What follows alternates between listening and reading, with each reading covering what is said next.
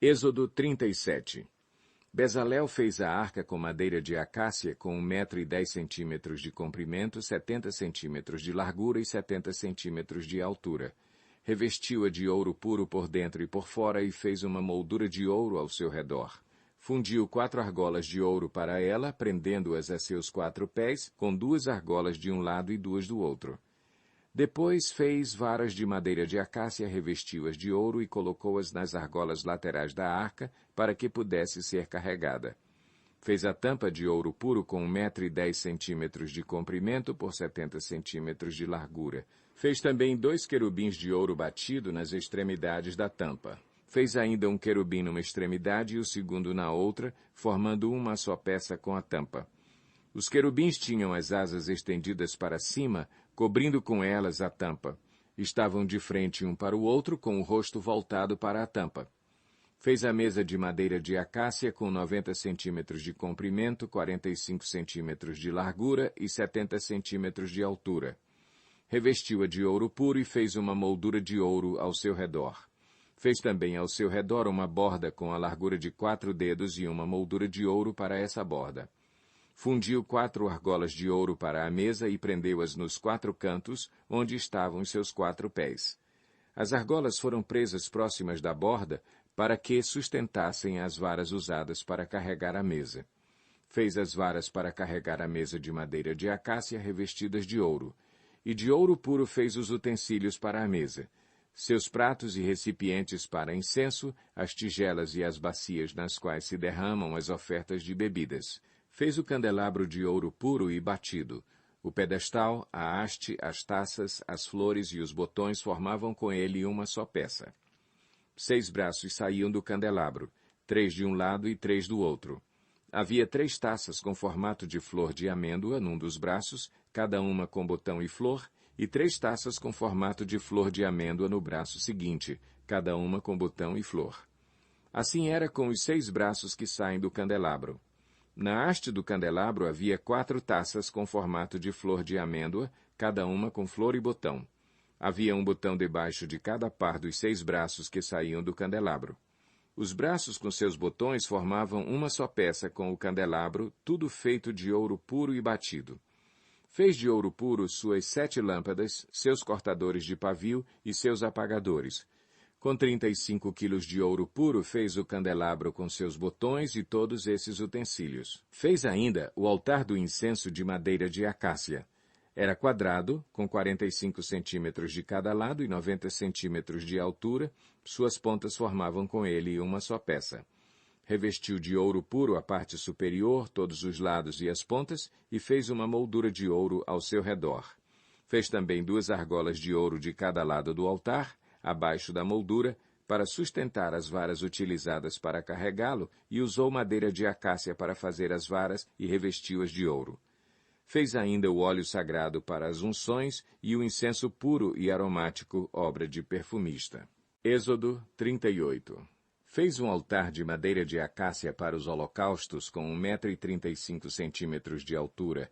Era quadrado com 2,25 m de cada lado.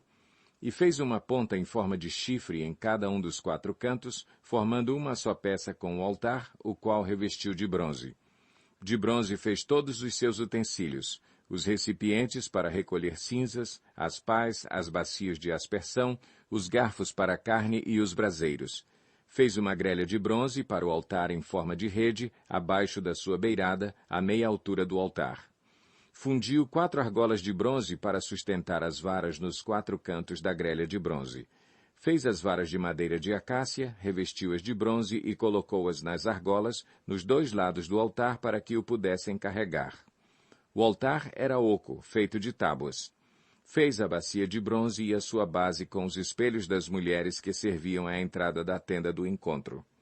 Fez também o pátio. O lado sul tinha 45 metros de comprimento e cortinas externas de linho fino trançado, com 20 colunas e 20 bases de bronze, com ganchos e ligaduras de prata nas colunas. O lado norte também tinha 45 metros de comprimento, com 20 colunas e 20 bases de bronze. Os ganchos e as ligaduras das colunas eram de prata.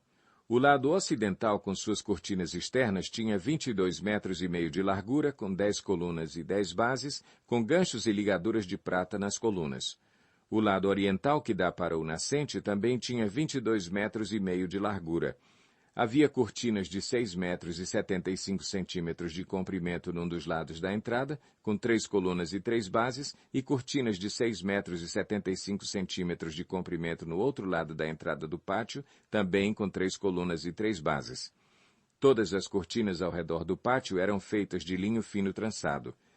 As bases das colunas eram de bronze, os ganchos e as ligaduras das colunas eram de prata, e o topo das colunas também eram revestidos de prata, de modo que todas as colunas do pátio tinham ligaduras de prata.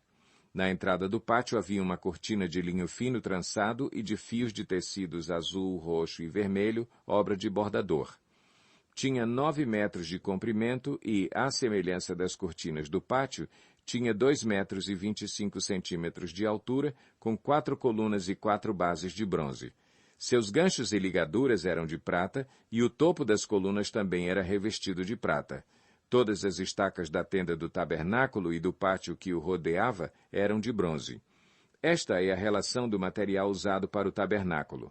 O tabernáculo da aliança, registrada por ordem de Moisés pelos levitas, sob a direção de Itamar, filho de Arão, o sacerdote. Bezalel, filho de Uri, neto de Ur, da tribo de Judá, fez tudo o que o Senhor tinha ordenado a Moisés. Com ele estava Aholiabe, filho de Aizamaque, da tribo de Dan, artesão e projetista, e também bordador em linho fino e de fios de tecido azul, roxo e vermelho. O peso total do ouro recebido na oferta movida e utilizado para a obra do santuário foi de 1 tonelada, com base no peso padrão do santuário. O peso da prata recebida dos que foram contados no recenseamento da comunidade foi superior a 3,5 toneladas, com base no peso padrão do santuário. 6 gramas para cada um dos recenseados, isto é, para 603.550 homens de 20 anos de idade para cima. As 3,5 toneladas de prata foram usadas para fundir as bases do santuário e do véu. 100 bases feitas das 3,5 toneladas, 35 quilos para cada base. 20 quilos e 300 gramas foram usados para fazer ganchos para as colunas, para revestir a parte superior das colunas e para fazer as suas ligaduras. O peso do bronze da oferta movida foi de 2,5 toneladas. Ele o utilizou para fazer as bases da entrada da tenda do encontro, o altar de bronze, a sua grelha e todos os seus utensílios, as bases do pátio ao redor e da sua entrada, e todas as estacas do tabernáculo e do pátio em derredor. Êxodo 39. Com fios de tecidos azul, roxo e vermelho fizeram as vestes litúrgicas para ministrar no lugar santo. Também fizeram as vestes sagradas de Arão, como o Senhor tinha ordenado a Moisés. Fizeram o colete sacerdotal de linho fino trançado e de fios de ouro e de fios de tecidos azul, roxo e vermelho. E bateram o ouro em finas placas, das quais cortaram fios de ouro para serem bordados no linho fino com os fios de tecidos azul, roxo e vermelho, trabalho artesanal. Fizeram as ombreiras para o colete sacerdotal, atadas às suas 2 extremidades para que pudessem ser amarradas. O cinturão e o colete por ele preso foram feitos da mesma peça. O cinturão também foi feito de linho fino trançado, de fios de ouro e de fios de tecidos azul, roxo e vermelho, como o Senhor tinha ordenado a Moisés. Prenderam as pedras de ônix em filigranas de ouro e nelas gravaram os nomes dos filhos de Israel, como um lapidador grava um selo. Então as costuraram nas ombreiras do colete sacerdotal, como pedras memoriais para os filhos de Israel, como o Senhor tinha ordenado a Moisés.